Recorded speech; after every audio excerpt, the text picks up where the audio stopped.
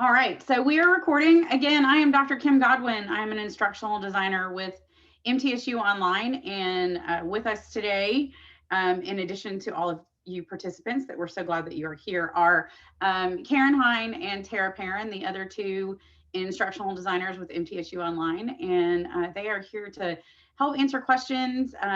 Tara is monitoring the chat, and I think Karen is definitely going to help with that too. And then we are going to do our best to teach you the basics, kind of an introduction and gamification and how to get started to engage our students in new and different processes within how we keep them actively learning in our classes and do it in kind of a fun way. So as a reminder, before we really get going on this too, as always, there are lots and lots and lots of presentations available and presentations coming up through the LT and ITC that we really encourage you to take a look at and try to be a part of the ones that you're interested in doing. I know there's a couple more coming up as part of the OER grant that the university got from the state. So if y'all are interested in more about OER, you should definitely check out the rest of those because you haven't been in one of those yet, one of the things you may not know is that there are little mini grants that are coming out of that grant for faculty. So that's y'all. So you may be interested in how you can incorporate some more open educational resources in your class. And then there's tons of other ones because they do such a great job over there on the ITC of getting all kinds of different types of presentations together. So I really encourage y'all to check that out. Okay, so typically I will give you a cute little PowerPoint that's like the slide of MTSU Online. I am not actually using a PowerPoint today. A couple of reasons. One, I don't know if y'all know this about me, but I'm not the most pro PowerPoint person on the planet. So I try to avoid them if at all possible. But also because we've actually built a module in the MTSU Online Certification Self-Registration course. So if you are not registered for that class, that MTSU Online certification class through self-registration in D2L, I strongly encourage you to register for that at some point. When you go to the main D2L homepage, it's up at the top in that top nav bar where it's like email home. Self-registration is one of them. You go in through there and you'll select the one that is the online certification. And then within that, once you're in it, you will actually see a module that is LT and ITC presentations. And one of the ones in there is this gamification one. And part of the reason that it's built in there is so that you can see how some of these things actually work in D2L. And then also so that you will have access to it later. So you can go in and review it whenever you want and kind of really get in there and look and see what some of that information looks like. And then, of course, you'll have contact information with us and additional resources. So I am actually going to share my screen, and then I'm going to take you through that class, that presentation a little bit as a student, because I want you to see it from the student's perspective. And then I'm going to talk to you a little bit about how to do some of those basic things in gamification. So, sorry. Tara, I'm sure you've got that. I see it pop up, but I'm sure you got it. Okay, so again, that's on the MTSU Online certification is in the self-registration on D2L. And here we go. I'm going to share my screen. All right, so here we have the MTSU Online certification course. It is those of you that have taken the instructor certification for when you're teaching somebody else's online class, that's in here, but there are a lot of other presentations and workshops and information and resources that are also available in here. It is not just that instructor certification. This is where we put a whole lot of things. So if you get a chance, get in there because there really is some cool stuff. So when you're on this page, I'm just going to take you to where you need to go first. So we'll go into content. Don't pay attention over here to the updates, by the way. That it's not really that there's 502 that no one has looked at. It's that I might not have, as this status, looked at them. So when you're looking at this course and you're kind of scrolling down, it's already on it because it's the last place I was, but it's down here on the left-hand side. It's kind of near the bottom, and it's the LTN, ITC, and departmental presentations. And then for gamification presentation is the one that we're using today. So I'm going to take you through this a little bit as a student would go through it. We're going to talk just a little bit about some of the learning theory and the design models and things that are behind gamification and why it is helpful and how you can use that with your students to really increase learning and engagement. So to start off though, y'all know I like to talk about my learning objectives and how to align those. So at the conclusion of this presentation, you should be able to describe the basic concepts of gamification, construct badges and awards. So sneaky little, I'm going to tell you about that in a minute. I'm actually going to walk y'all through how to do that. And there are some awards that I have made public in our D2L instance. So everyone at MTSU, every faculty member at MTSU has access to those awards. So I'm going to show you how you can put those in your class. Illustrate active learning techniques, locate digital Easter eggs, and demonstrate a digital scavenger hunt. So those are the things that I'm going to talk about today. So before we go too far, the next little statement in there tells you that there is a digital Easter egg in this area. Does anybody have any idea how we might go looking for one of those? And I can make it a little bit bigger. Well, since I don't even know what a digital Easter egg is, I guess that would be the first place I would start. Right? So digital Easter eggs, actually the virtual Easter eggs and digital Easter eggs, they actually go back to an Atari game. I told y'all we referenced back in the old school. They go back to an Atari game where things were hidden by the developers within the game. And when you found them, you received special awards, or you got a special tool that would help you accomplish the next mission, or you found a special path because of that specific Easter egg that you found. So within this one, as a student, in order for me to find a digital Easter egg, one of the ways that they are hidden in a class is that you actually just change the font color so that it is not visible. And if you watch my cursor, and because I know where it is, I'm going to aim it for the right spot. But if you watch my cursor, you will actually see when it appears, because it changes from the arrow cursor to the little finger pointy cursor, so that we can then click that. And it takes so it's just a hidden link. It's all it is a hidden link. So, and it will take us, and this is just a resource that's out there with some super cool information about gamification. So that is all a virtual Easter egg is. It is hidden. It is not freely available without you actually kind of looking for it just a little bit. So it's not just listed. Here's one more thing. When you tell the students, oops, it popped up to the wrong one. That's my bad. When you tell the students that they're in there, it actually kind of gives them an opportunity to start looking a little bit further into your course and start kind of seeing if there's other things in there. So the reason for that is that it actually creates an opportunity for them to actively engage in their learning experience. So instead of the information just, here's this, here's this, here's this, if you say there's some additional resources in here, if you are interested in or tying them back in to what you're doing or how you're doing things in the class, it really just kind of creates kind of a fun way to look for stuff. It's usually how I hide things in my classes that they're just cool additional resources. They're not necessarily something that I am looking to have them specifically watch or read this thing because of what I'm doing with my activities and my alignment, but it's really kind of a cool thing, and I wouldn't mind them knowing about it, or if they want more information, it's a great place to kind of start them down that wormhole of learning more about what these things are, and it's a quick and easy way just to do some fun stuff. Do you think they all will know how to search for Easter eggs and what they are, and that they're looking for a hidden cursor flip? Because I also had no idea. I've never played Atari in my life. You know, even though I'm the right age to have done it, that's just not. It's you know. okay. The answer is every kid, every student knows about Easter eggs, I do believe. Yeah. I'd say mid-30s and younger would.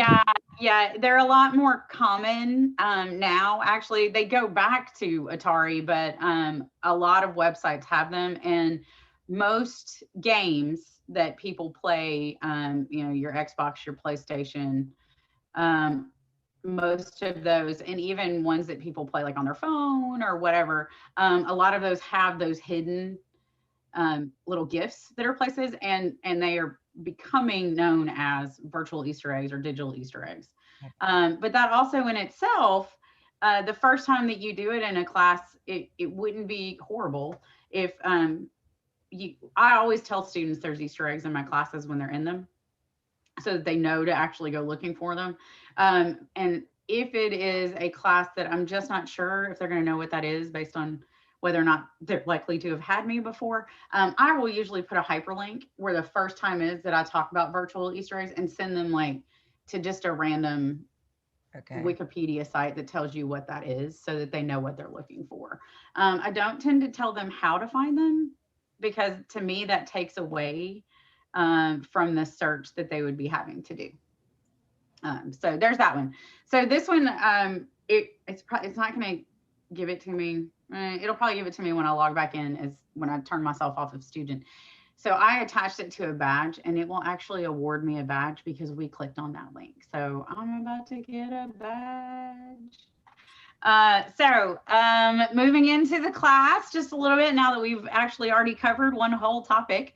I have shared for y'all in this a presentation that I actually did for an instructional design certification program that I went through quite a while ago. But this is actually our course presentation.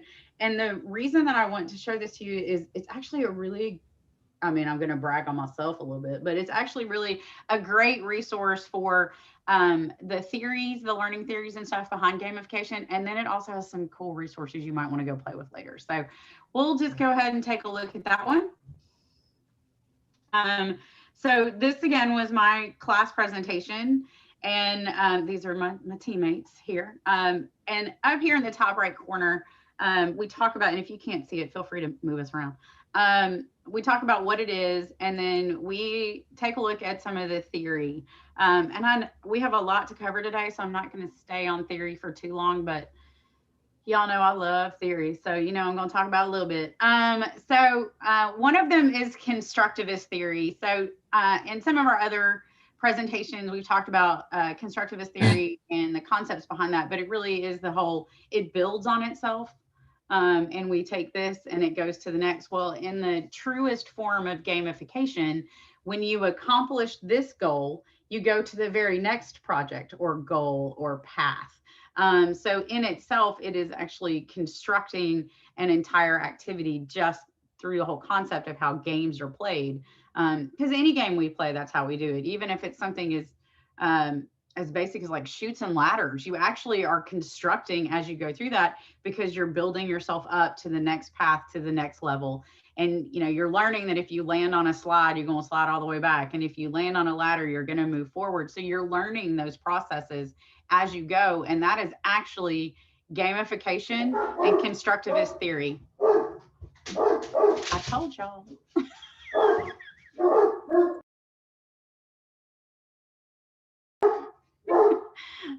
They're fun. I don't remember that Easter egg. Do what? I don't remember that audio Easter egg. I know. Right. So they're Great Danes. So they're really big. So they make a lot of noise when they do that. The next one that I really wanted to hit on is actually motivation theory, and then specifically the ARCS model. And the ARCS model to me really fits so well, and is kind of an easier one for me to remember and think about when I'm doing these, because it really is the 4 basic steps. You grab their attention, it has relevance, it creates confidence, and then they get some sort of satisfaction. So you do something that gets them to want to be there. The activity itself has relevance to their learning or their life. or any of those things. It helps them build confidence because they have done something well and moved on to the next level. And then satisfaction comes from if you get an award or like a badge or award in the class, or just the satisfaction of knowing that you did it well, but really thinking about why am I doing the things that I'm doing in my course? Like, we're not going to give a badge just for showing up unless somebody actually showed up every single time. And then we actually do tend to give them some sort of participation points in our classes, or a bonus point for attendance or something like that, because we really do actually want them to see that we are excited that they did these things and that they accomplished these things. And no matter who we are, we like to be acknowledged for things that we do well. We like getting that gold star on our paper. We like scratch and sniff stickers. It's really hard to do scratch and sniff stickers in a digital environment. So creating badges that release, or giving them a bonus point, or opening information that's new ways for them to engage and learn, that actually in itself creates that level of satisfaction. When they find that Easter egg, they get a badge, but they also found this thing that they had to go and actively look for, and it took them out into the world to learn more about a topic or to learn more about some information. So we're actually creating new levels of learning and knowing through our reward process. And once you get one sticker, you kind of look and see if you can get another sticker, because we like stickers. So those are really the two biggest theories that I wanted to hit on. I do encourage when you go into this class, kind of taking a look at the gameful learning experience. This one is really cool, and it goes further into the processes of gamification. It's pretty involved, so it takes me a little while to explain that one. So maybe at some point we'll be able to talk about that one a little bit more, but I know y'all want to get on to the other things. And then of course the community of inquiry. This hits just about everything that we do in online learning and in learning in general, is about creating community and creating opportunities for engagement for our students to connect with us, with our content, and with each other. When you have activities that are gamification based, they're very definitely having to engage with the information in the class and the resources in the class, because they cannot move forward if they're not actively engaging with what those resources and information are. And then the other page I kind of wanted to show you on this presentation from my certification, this is, y'all asked about games earlier. So this is your go-to gift for games. Okay, also that is an old video that is from early in the pandemic. That's when I was still in my kitchen. But right down here, gamification through the decades. We've got the 70s. Did anybody play Oregon Trail? Because I did. Right, did anybody not die on Oregon Trail? And then some Carmen Sandiego. Oh yeah, Carmen Sandiego. Number munchers. Yeah. Oh my gosh, number munchers the best. Food Force. That was one that came a little bit. So right, this is when I was actually in graduate school and jobs by this point. So I was not as involved in some of these. A few years ago though, Minecraft was one that people really used Minecraft a lot in gamifications and online courses. And it works with some, but not so well with others. I never really got on the Minecraft train. I mean, it wasn't mine, but a lot of people really love it. And then I also added Lexia Learning, and that is actually really current.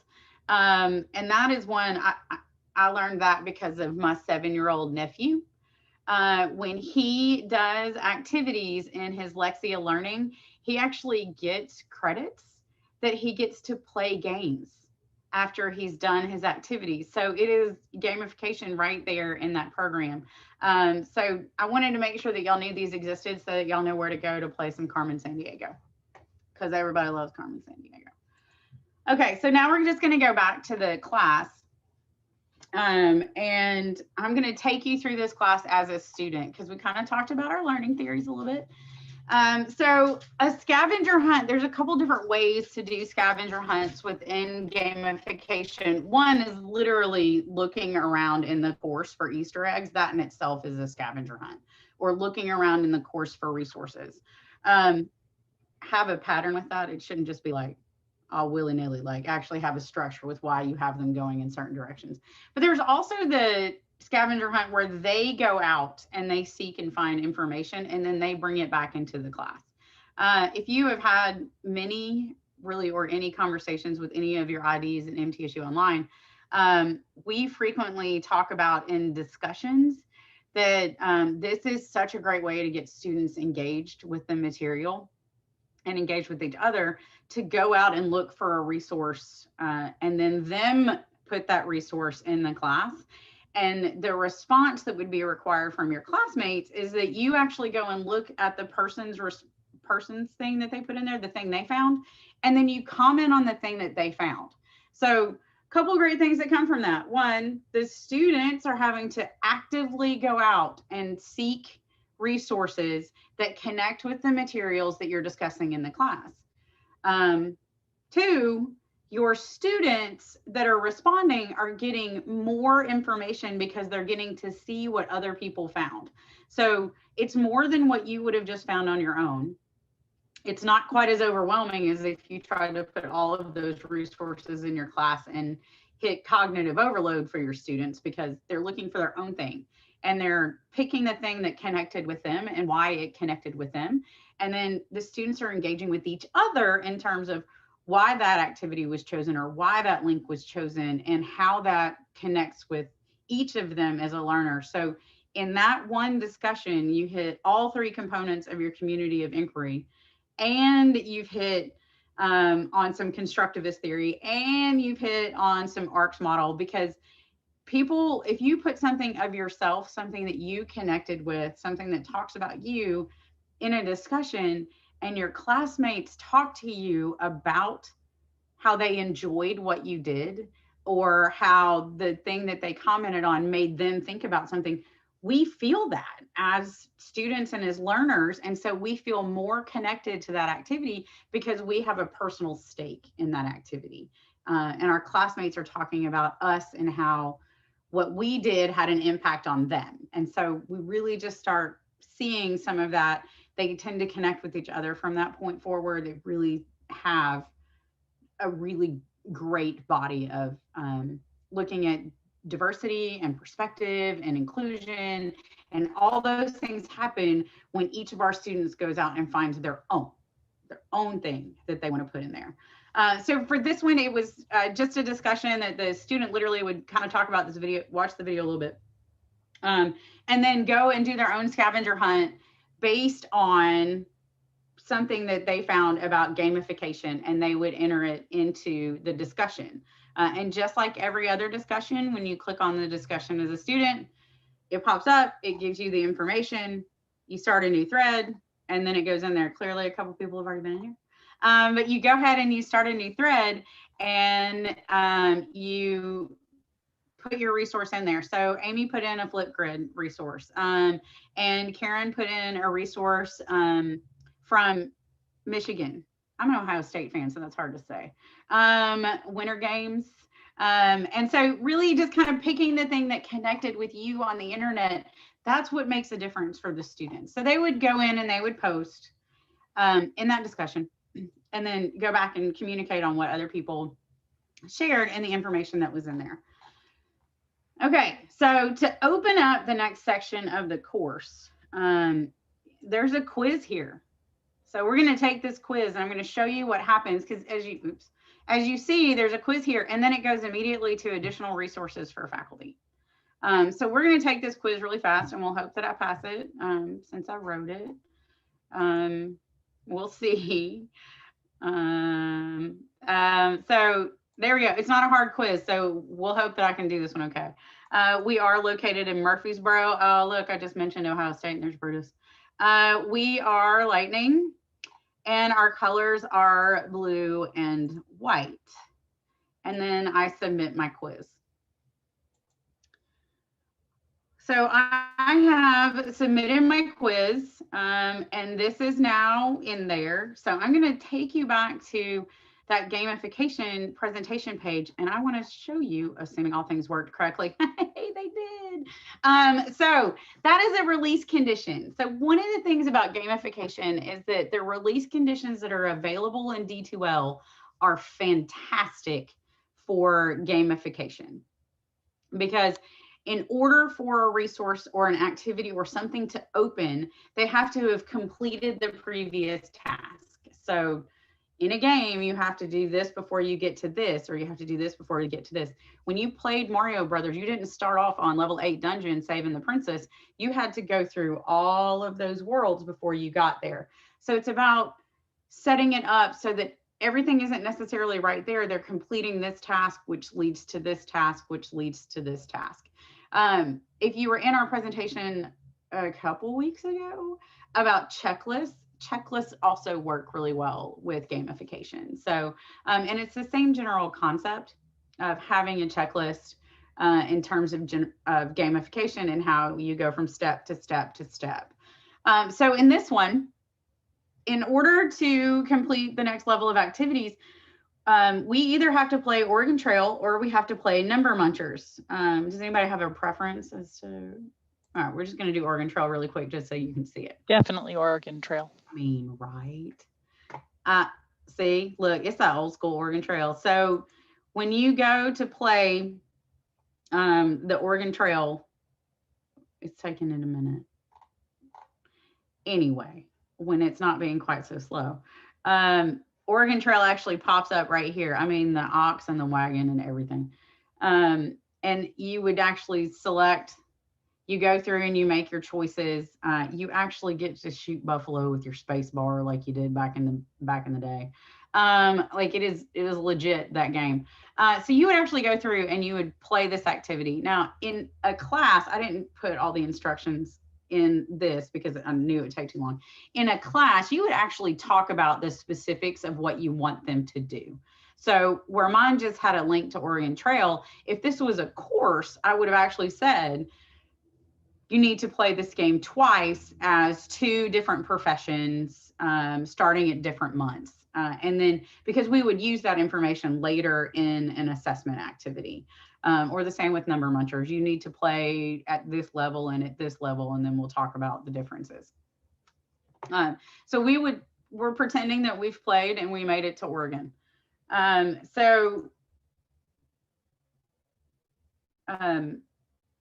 Sorry. So when we get back here, what I want to show you is what just happened because I clicked on the Oregon Trail game. It gave me the everything you thought you learned playing Oregon Trail is wrong resource. And so it's actually pretty interesting. I'll check it out sometime. So it actually gave me that resource. And so I would then go in and take a look at this resource and see what this resource is going to tell me about. So I've played my game. Here is the additional academic resource. Okay, maybe not academic, but in your world, it would be more academic than this resource. My D2L is slow today. Can we just pretend that it opens since my D2L is being so slow? Okay, good, great, thanks. So we pretend that we looked at that activity. Hopefully it actually acknowledged it. It did. And so because we read that article and we spent that time on that article, we now are going to go do our reflection. So here's the part about this reflection that even really adds to that gamification. What it talks about in my reflection is that you were supposed to talk about the one that you did because you only had to pick one. You either played Oregon Trail or Number Munchers. So if you did Oregon Trail, you come in here and you talk about your experience with Oregon Trail. And then the other group talks about their experience with Number Munchers, but your response posts have to be to someone who played a different game than you. Now, do you know what happens when that occurs?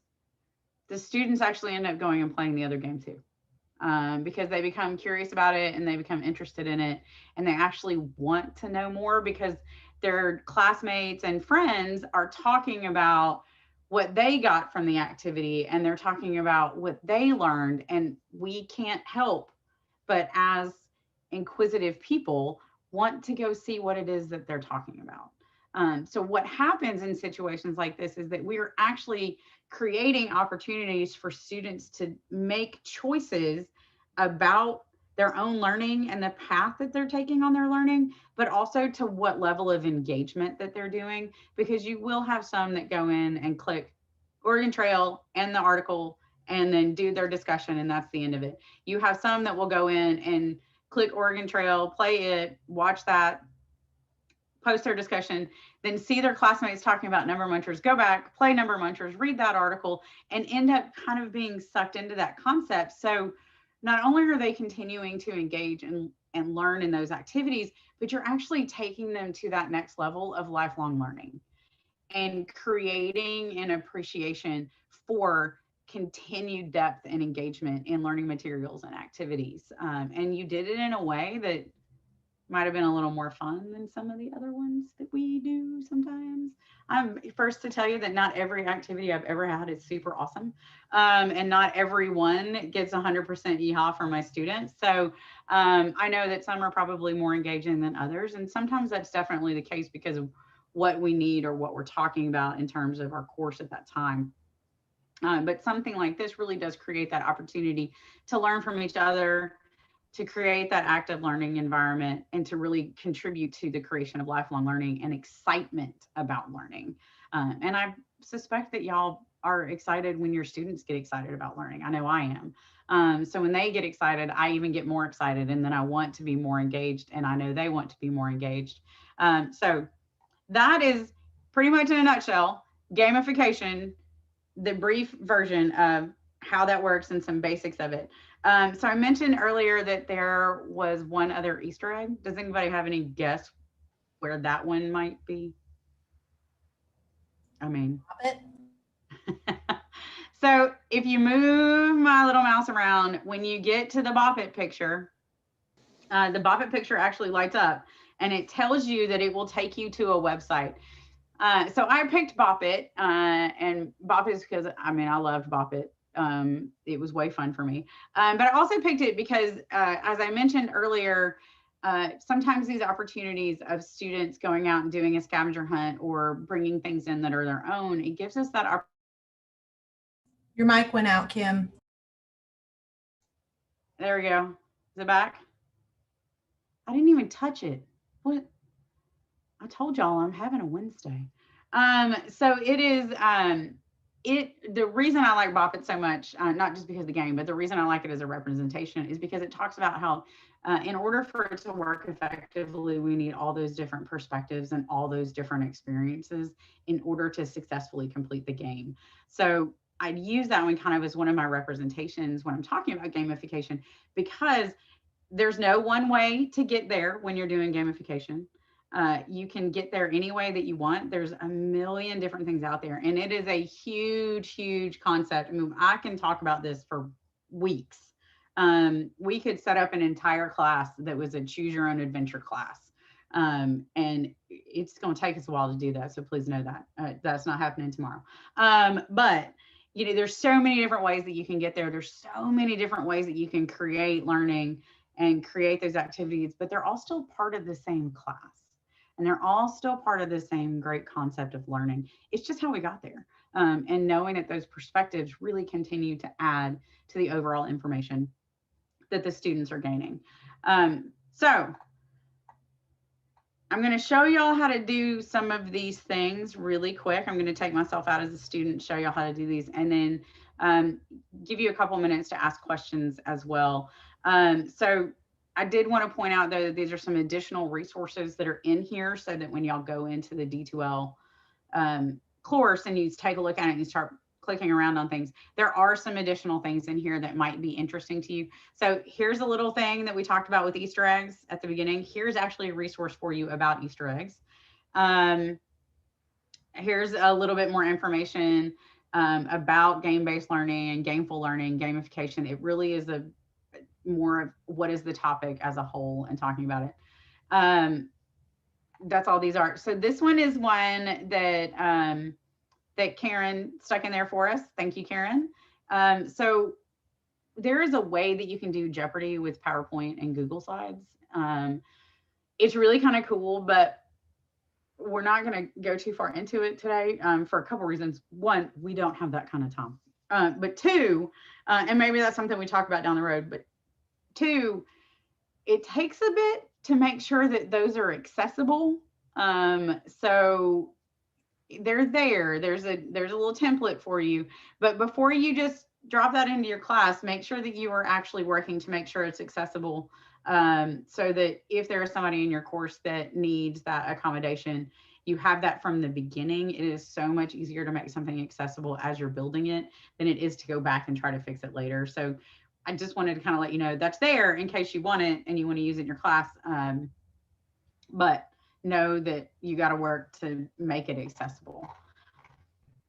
All right, so I'm going to make myself, oh, look at that. That should be it.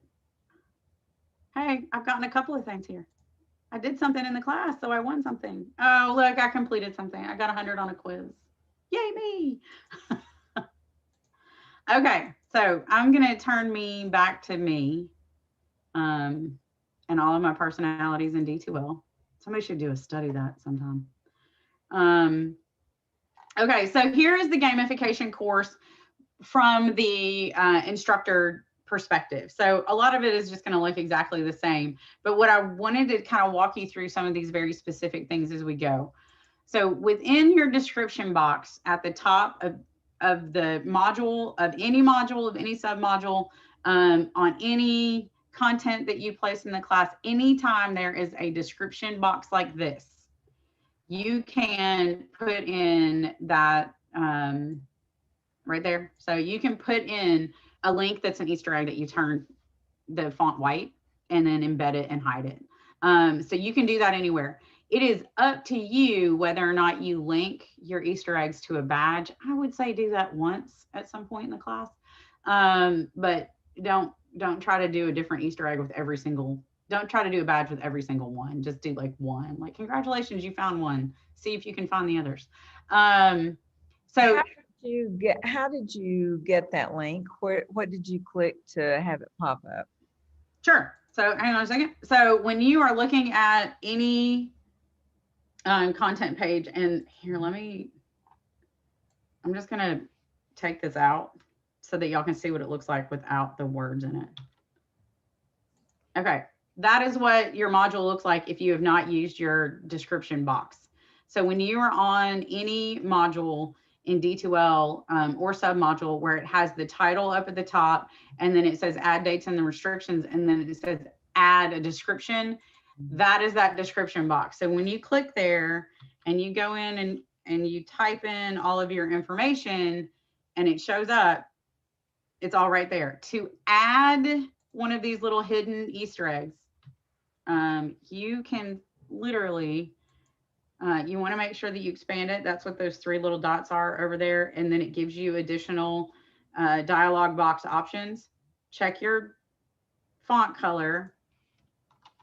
So my font color is black while I type it so that I can see it. Hey, I told y'all Wednesday. And then you literally highlight over it, and then you click on the insert quick link, which is up in that top box of activities. The what do you want to insert pops up. Now this is where, if you want your Easter egg to actually link to a resource that's already in your class, or you want it to actually go to a discussion that you created, or you want it to directly go to something that is an extra Dropbox that you're going to give them extra credit for, or a chat, or you can link it to anything in the world you want. For this one, I'm just simply going to link it to the MTSU website. We're going to use the library website because it's in my dropdown. So there we go. So it now has the MTSU website, and it is now linked in here. But to hide it, we simply highlight it, click on the font color box, check white. Okay, that's what I was missing. I knew how to insert a link, but I didn't know how to hide it. It's just use white. Just use white. And then once you update it, we had the one that I already had in there, but now this one is down here. Okay. And so we literally just added another Easter egg to our class. So So yay. And Yeah. then Share if that's okay. do what? I had an idea I wanted to share for the Easter eggs, if that's okay. Sure. So I just was thinking about this as you were showing us. So I know sometimes I want my students to go to material that I really couldn't fit into the regular course. I do a lot of extra credit in my classes. So one kind of fun way that maybe you could use these Easter eggs is linking them to like pieces of extra material or creating some kind of like puzzle, either visual or a word puzzle or something, or maybe some kind of like, you know, each Easter egg would lead them to a different word. They have to collect all the pieces and then put them together to get to some extra credit concept or to a link to an extra video or something like that. And so you could create a puzzle out of the Easter eggs so that they have an incentive to find all of them. And then when they get them, there's still this extra game layer of like putting the puzzle together. Maybe you could have them submit the puzzle as a quiz question. Yeah. And if they get it right, they open up a level, right? In your course, they access a new level. I feel like what I've noticed that I really like about what you're doing here is just the language itself is exciting, right? I hear Easter egg and I'm like, oh yeah, this is great. I hear like level up and scavenger hunt and I'm immediately more kind of like sucked into what you're doing here. Right. And so I feel like any way you can kind of like add layers of access, like what we see in normal video games, right? Like people collect different gear and they level up, and any way you could like build that into your course, right? They complete a picture by collecting pieces of the picture and putting it together, or collaborating with their classmates to assemble like a large puzzle or something that's, you know, reveals a message. Like those could add a lot of fun to a class, and you could make it extra credit, and that would also add you to add extra material that you didn't have time for, right? In the main course. Right. It makes me feel less guilty when I add that extra stuff, that it's something they're doing for extra credit and they got to play a game to get there. I don't feel quite as much like I've created so much content to cover, because they really are making the choice as to the level that they're engaging with that extra content, and how they're getting there and how they're doing that. And absolutely creating those levels that they find different things and it leads to something else down the road is really the whole concept with how that gamification works, and how we get there is them making those choices and leading to that next level and creating, you know, you can have it so that on this one, when it opens up, it gives them this resource, or this one, when it opens up, it gives them this resource.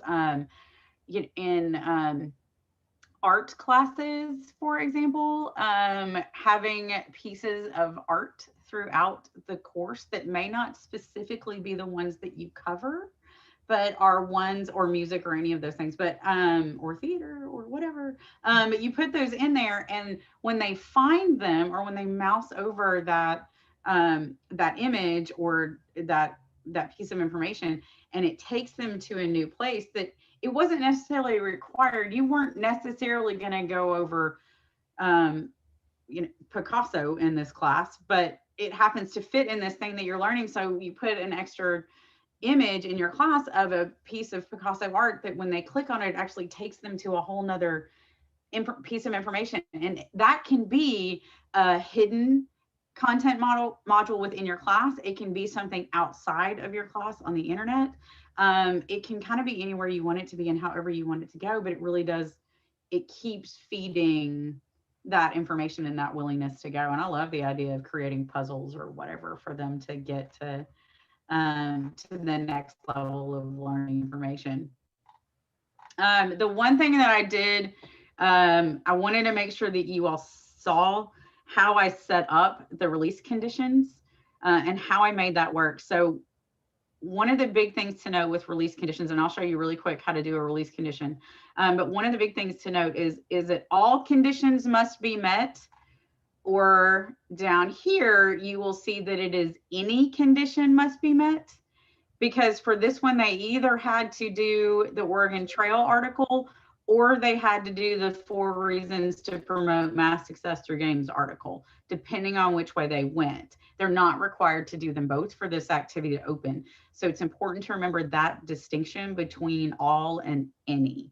And to add a release condition, when you click where the date was, you click and the release condition option shows up. You can browse if you have some that you've created in your class before, but typically you're going to click the create button. You select the condition you want them to complete. So is it that they have to submit something to the Dropbox? Do they have to get an award? Do they have to complete a checklist? Like all of these options, it could be almost anything, but you pick the thing that you want them to have done. So in this one, let's say we want them to visit a content topic, which is actually what this one was. So visit a content topic.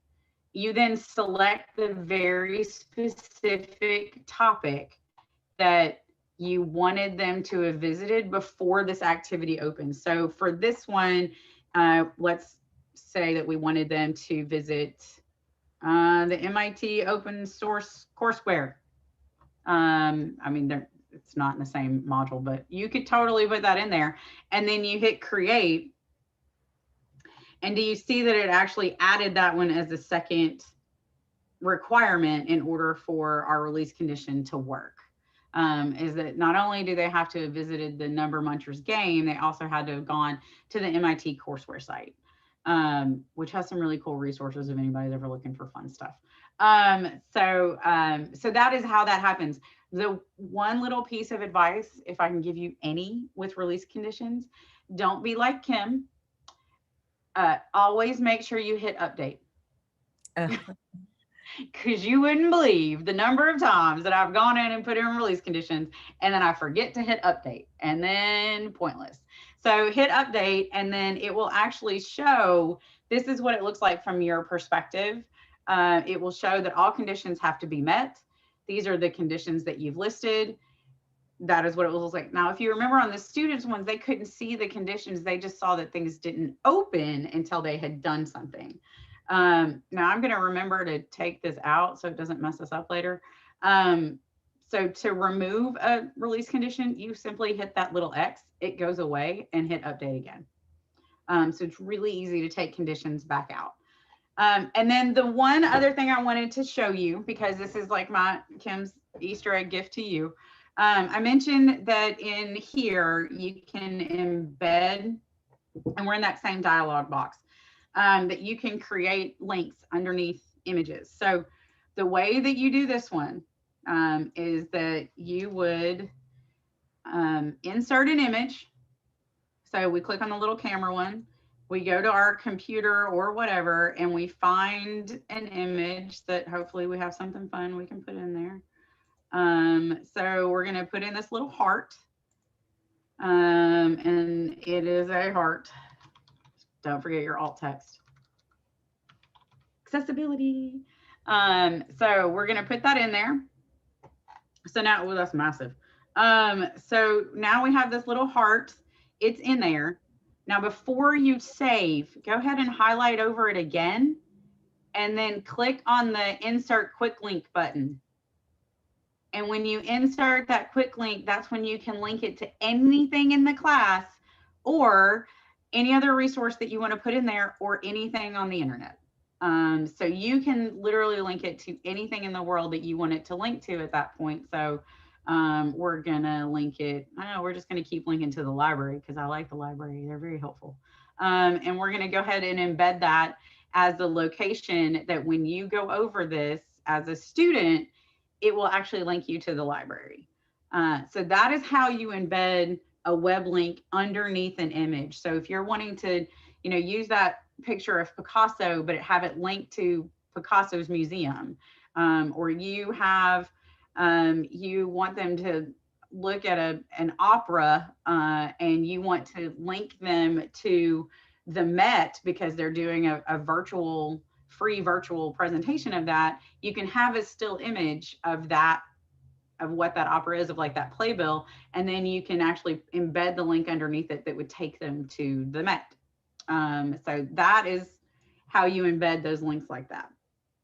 Kim, I don't want to be dense, but it looked as though the link on the bot picture was only active in the very center underneath the middle of it. Is that correct? It's anywhere as long as the finger is on the picture. Okay. So as long as okay. your Yeah. cursor's on the picture, it'll take you there. Got you. Okay, thank you. And same with this one. As soon as it messages over, and with the student, when you see it from the student's perspective, you can actually kind of play with it and see exactly where it happens. But as they're moving around, it will turn to the finger. That sounds horrible if you didn't know what I was talking about. Have any of y'all, Way to go, Kim. I have a question. Have any of y'all actually Sure. implemented Easter eggs in a course, and did the students like it? I have, but is there anybody else? My students love it, but I don't know how everybody else feels about it. Or has anybody else ever had an example where they used Easter eggs?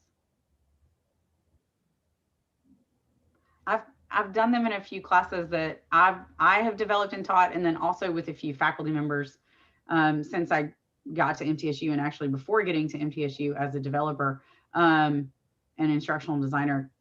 And they have all said that they really enjoyed it, and the students give them really positive feedback about it. But I don't know that any of those people are actually in our presentation today. But yeah, they've said that the students really enjoyed it, but that it's really important to tell them that they're there so they know to look for them. And always add that statement somewhere before the first one or at the very beginning of the course, or even if it's like in your welcome video announcement that you do, like welcoming people to the class, that you can just be like, hey, and by the way, there's virtual Easter eggs in the class. And then they will actually go try to find them and start engaging with your resources. So my students have said they really like them, but I don't know how much help that is.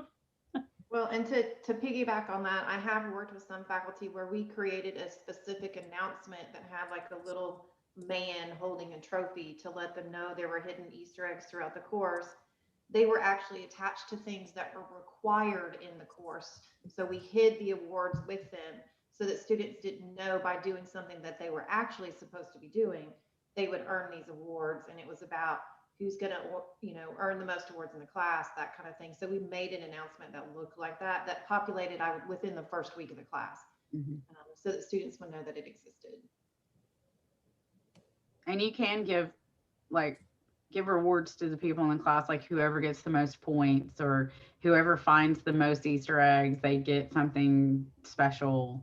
And sometimes it's just that you keep a tally of points and you see them competing with each other, because we're competitive by nature, and they start competing with each other, wanting to get more points so that they can win, even if the thing they win is literally just a digital badge or a, hey, great job, you came in first. But they actually start going through their course and really searching for more things that they could get more points and win the game of whatever the resource is. And so they end up actually engaging with more stuff in the class than they might have otherwise. So it's kind of cool. What other questions does anybody have at this point? How do you make those badges, Kim, please? Oh, that's right. I'm so glad you said that, because I got a little note down here that says badges, and I should have looked at that. So to get to badges, you go to assessments, and then you go to awards. And this is the page that pops up. It's the class list awards page. So again, because this is in our online certification, there's a whole lot of badging that goes on in this one. It's kind of how we track completion of things. And look, there's an Easter egg. Some people have found the Easter egg. In this class, because it's me, I have access to a few more rewards than y'all probably do in yours, but a lot of awards within D2L are available to everyone. So the way to add a new award to your course is simply click on Add Award to Course from the Course Awards page. So when you first come onto this page, it typically lands on Class List Awards, and then you're just going to click the next tab over for Course Awards. and then add award to course. And this is where this pops up. So you've got a couple of options here. You can look through all the badges that are available, or you can click on create and create your own. So if there is a specific image that you want to use, if there's something that is very particular to you, you can create a new one. There's also some self-populated images that are in D2L that you can use. I encourage you to start with ones that are already in D2L, or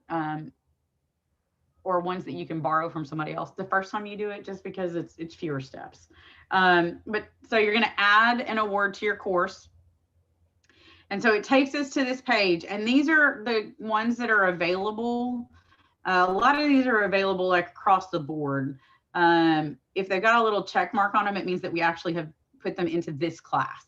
So this course has these awards in it. So these are some of the ones that already exist out there. I mean, if somebody did a great job, you can give them a good job cookie. Who doesn't love a cookie? So there's all kinds of different options, different ones that are in here.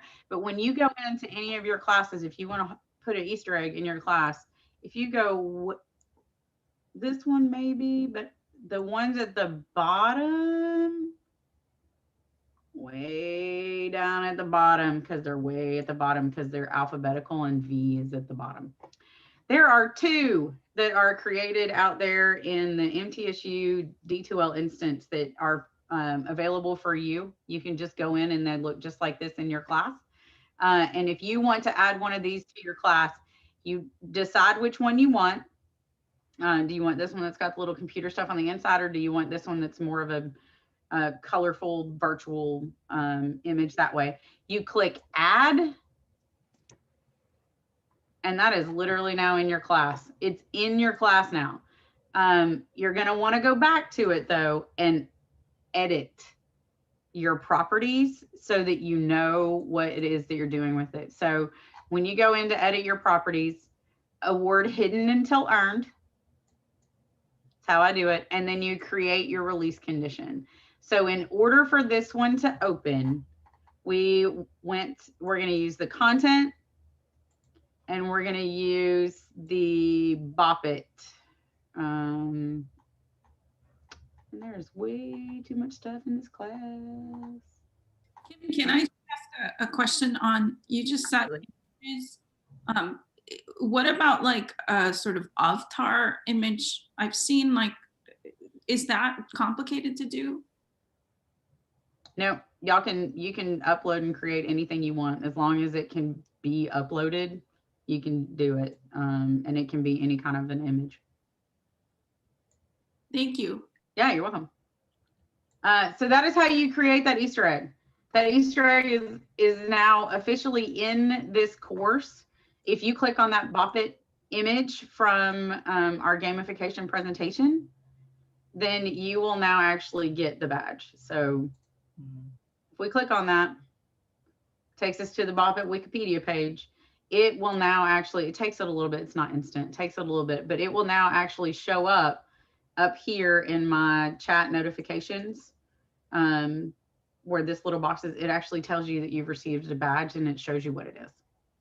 And then you can actually take screenshots and digital downloads and all kinds of fun stuff. So, so I know that was a lot to cover in a very short period of time, but what kind of questions does anybody have? And I think it's actually 12:30, so if people got to go, I get that. But we'll be here for a second if y'all have additional questions that you want to ask.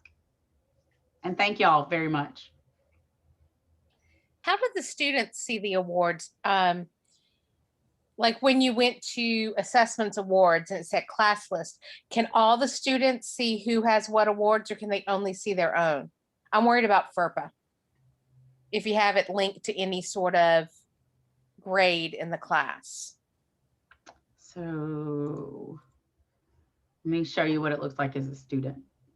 I think that's probably the best way to show you. So as a student, when I go to awards, this is what it shows me. So the only options are the awards that I've gotten in the class. And then it also shows me the ones that are available to me. Okay, so, and so if you're the teacher, that you're the only one that sees the class list with who has what. Correct. Okay, You're the, got it. You're the Thank only you. one that sees it. And this is what a student's perspective would be, is they can see all the ones they still haven't earned, and they can see the ones they have earned, but they have no idea how everybody else is doing unless you actually do it as a competition, that you're like, this person has this many, but you don't have to ever tell them what those are for. Okay, all right, thank you. Oh, you're welcome.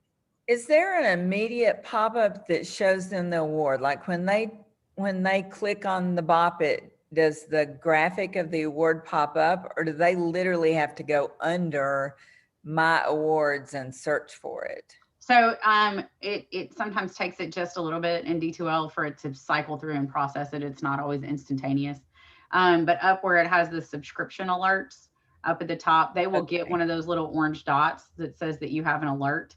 And then that is what they look like. I guess, can y'all see those? Okay. That is what those look like. So a few hours ago when I was testing it,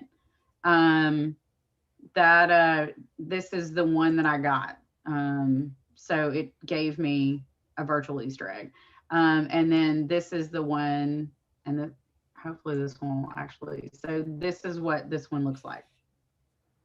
So if you want to really see the detail, then they need to be on the awards badge page, and it will actually pop up and look like that. Okay.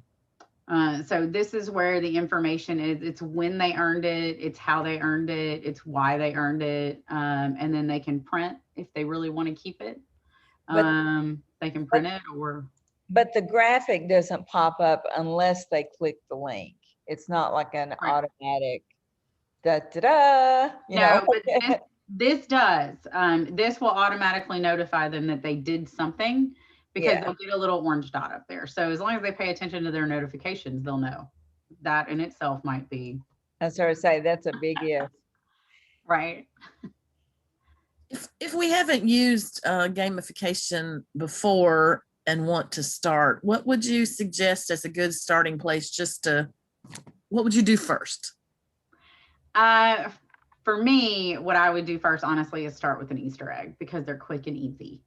And they don't necessarily involve full development of your content. So if you're going full on gamification in a class, you kind of got to think about it in terms of every step of your content and how different things interact and play with each other.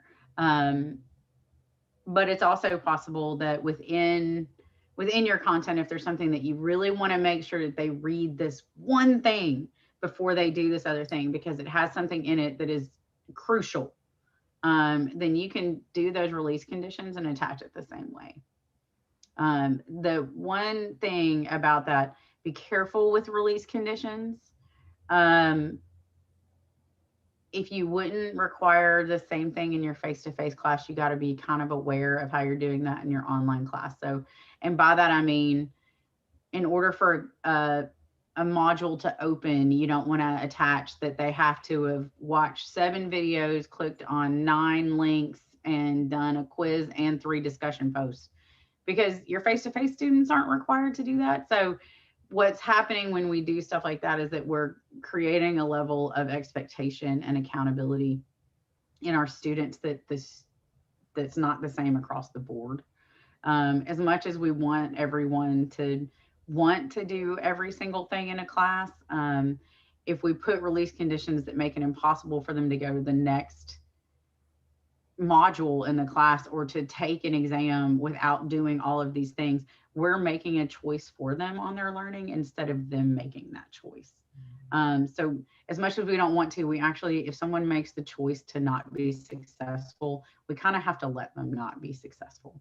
Like, we don't want to cause them to not be successful, but if somebody makes the choice not to do a discussion because they really just don't want the points and it's not important to them, we can't prevent them from doing the next thing in the class that has to do with an activity or assessment. So whenever you do things with gamification, you've got to be really clear about what those clear expectations are in order for the next thing to happen. So you have to choose this or this. You have to do this or this.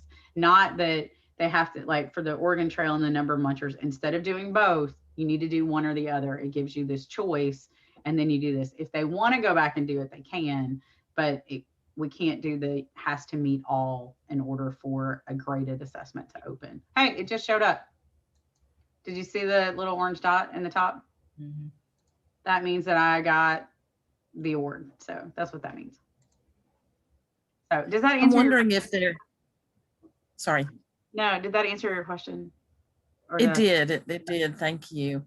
I'm wondering if there might be a way, I mean, this is really simple, but I'm wondering if there might be a way to use this to encourage them to really look at the syllabus. You know, we're halfway through the semester and I'm still receiving questions about what do we do with this project? And, you know, they had a page and a half the first day that explained what to do with the project, you know, and I gave them points, but of course, to get the points, all they got to do is submit, yes, I got the syllabus, you know? So I wonder if this would make it more fun for them, if there's some way to, you know, give them a badge for looking at the syllabus, but I guess they still could pretend like they looked at the syllabus. It causes them so much stress because they don't think they have the information to complete the project, but really they do have it and they had it the first day, you know? I have actually done scavenger hunts on the syllabus the first week as an assignment. And when we first were out for COVID and started using online books, I had some classes that I hadn't required a book. And when we had free downloads available, I required everybody to do the download so that we could have something that they would have page numbers and things that they might not have needed in an on-ground class. And I did a scavenger hunt with that.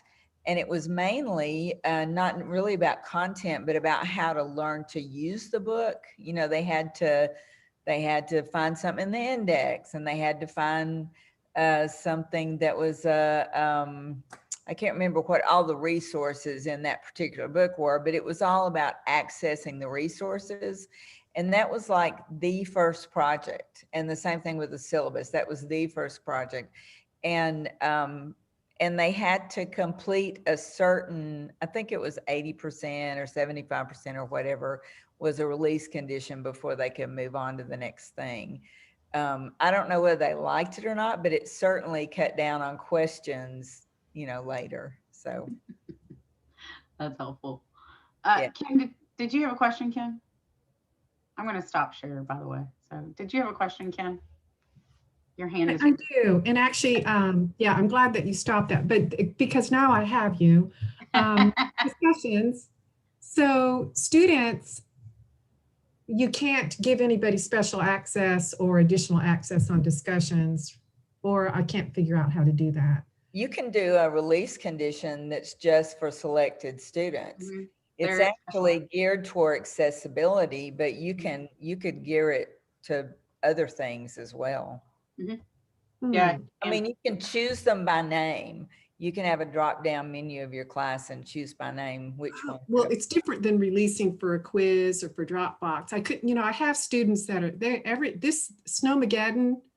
I've got students that are literally, I don't know if they're going to come back. And I want to help as much as I can, but I can't, you know, I didn't know how to open up a discussion. So it's like, I'm sorry, that'll be your drop grade. Yeah, you can reopen it for individual people. You can. Yeah, you can. You can reopen it for individual people. Do what? I couldn't figure out how to do it. Now I know you can. I mean, I Googled it, and apparently in some schools you don't have that option. And that's cool that we do. Yeah, we do. Okay. I mean, I can figure it out. If I know it's a possibility, I'm diligent. I learned a lot. I got here a little bit late, but I see a lot of possibilities for this. It's fun, right? I have a question about the games. I get all the Easter eggs and release conditions and all that, but okay, for Oregon Trail, I understand how that would work beautifully in a writing class or a history class or whatever. But if it's something that's absolutely unrelated and there's just no way to relate it, you know, I teach theatrical makeup and it is a very narrow, specific thing, you know, or if you were teaching chemistry, that's a very narrow, specific thing. Inserting a game just feels like useless extra work. You know, I don't get how you tie that in any way.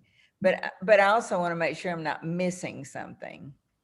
So I tried to show y'all a lot of different types of gamification examples that sometimes it literally is actually games.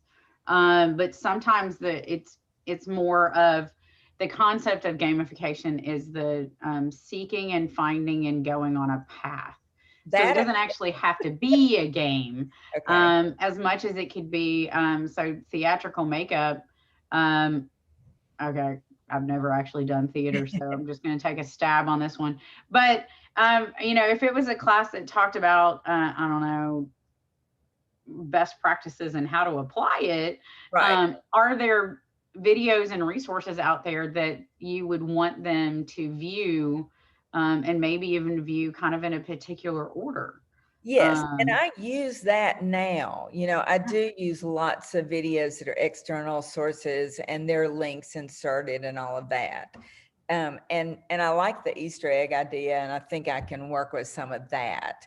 But I just, okay, if I were a 35-year-old with kids and somebody wanted me to watch Oregon Trail before I move to the next thing, I'd say, hell no. You know, well, that doesn't seem fun to me. It would be if you were in a, and I didn't put all of the details that would go along with that activity in there. So that activity actually works really fantastic in a history class or a psychology class, or a social justice class.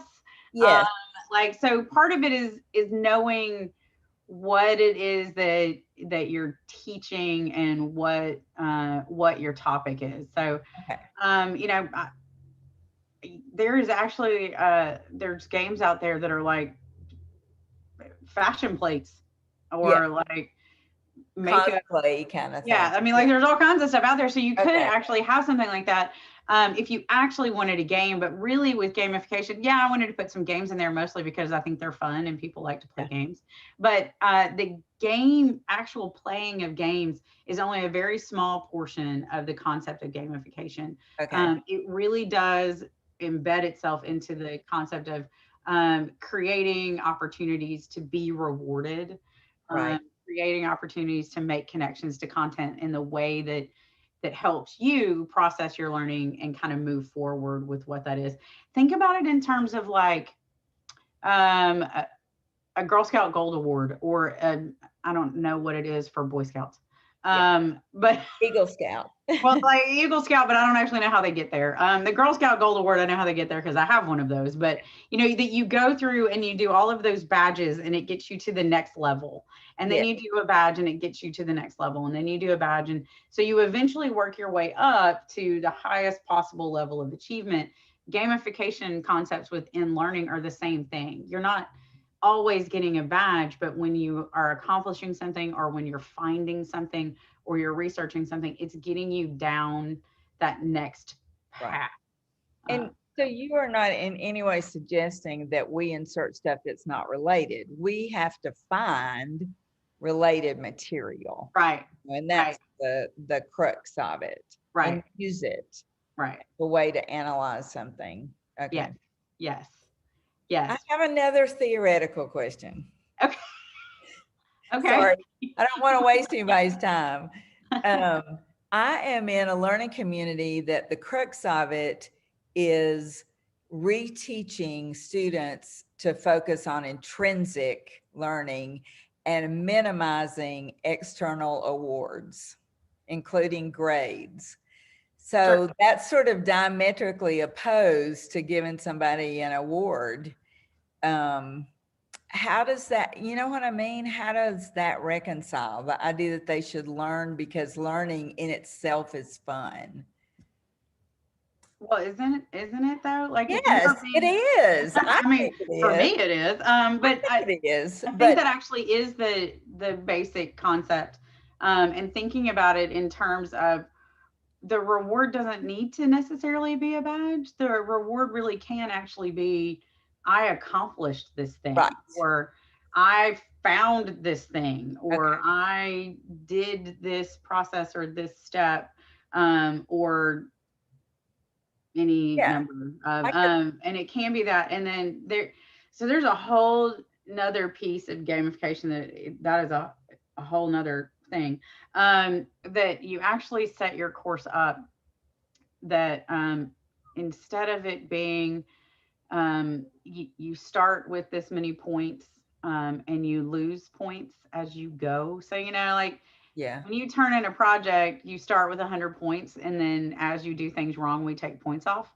Yes. So instead, it's you start with the other of that. And within the class, say you need to have 500 points to get an A, but you have 850 points available. Okay. Got So it. how you get there is much more into your choice and your path and your way of getting to that space. So it's still tied to a grade, and that we still need to turn in grades, but it's your choice in how your learning continued and how you got to that. Now, within that concept, I usually have, if I do that in a class, I actually have a couple of things that you have every choice in the world except these two things. You have to do these two things. I'm going to be a meanie and I'm going to make you do these two things. But then without that, you get all these other things that you get to pick from and do. Okay. So that's That usually makes how I perfect address that sense. one. Yes, I get it. I think I was hung up on the badges. Yeah, well, and you don't even have to do badges. I mean, Right. I have another, sorry, I don't mean to be dominant. Never mind. Let somebody talk. Does anybody else have a question before we go? I just wanted to say thank you so much. This was really. Yeah. Oh, you're welcome. Thank you. I'm glad you can make it. I know we went over. I'm so sorry. I do that a lot. Like, you're dealing with students being depressed, and like just trying to inject more energy into the classroom is, takes a lot of creative thought. So it does. A lot of the ideas that you introduced and think about them a little bit, because I don't play games. I grew up like other people played games, but I don't, other than chess. So I have to think about how I can build this in, but that's something they do. So I wonder if we could build chess into your class. Yeah. Oh, well, I mean, it's catching on now.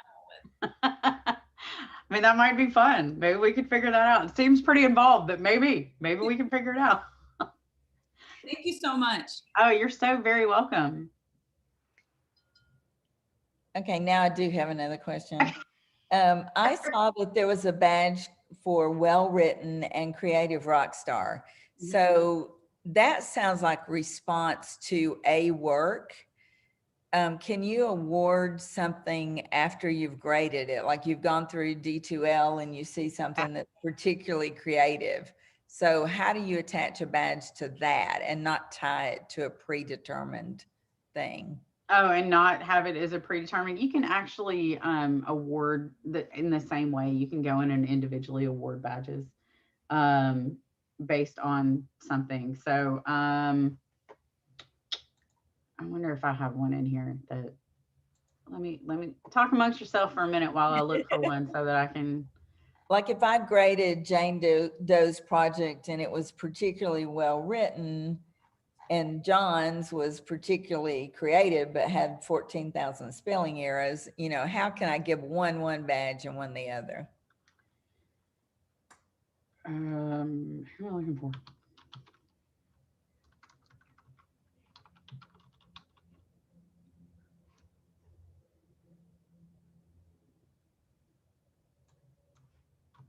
It's not in this class. Of course, it's not in this class. That's okay. I can look. Oh my God, let me show you. It's not in this class. It's in one of my other ones. So, but it actually has to do with how the properties are in there, and how you assign it. But you can also, I'm going to share it, let you see it. So also, when you are in the class awards I can click on Karen and I can click issue, and then a box pops up that says select an award, and I would literally go through all of the awards that are available in the class and pick the one that I wanted to give her. So say I want to give Karen, hey, thanks for letting me use you, Karen, I really appreciate it. Say I wanted to go ahead and give her the virtual Easter egg. I literally would click on that one, and then I would say, you clicked it. It would be much more involved than that probably, but and then I hit issue, and look at that, Karen just got an award. Badges. Right, so winning, you didn't have to do anything, you just had to be there, and you got an award. So it is super easy to do it for an individual. I was trying to show you one that I had, but it wasn't in here, but that is it. From the class list, you click on the individual student, and then you click issue, and then you select the badge you want to give. Okay.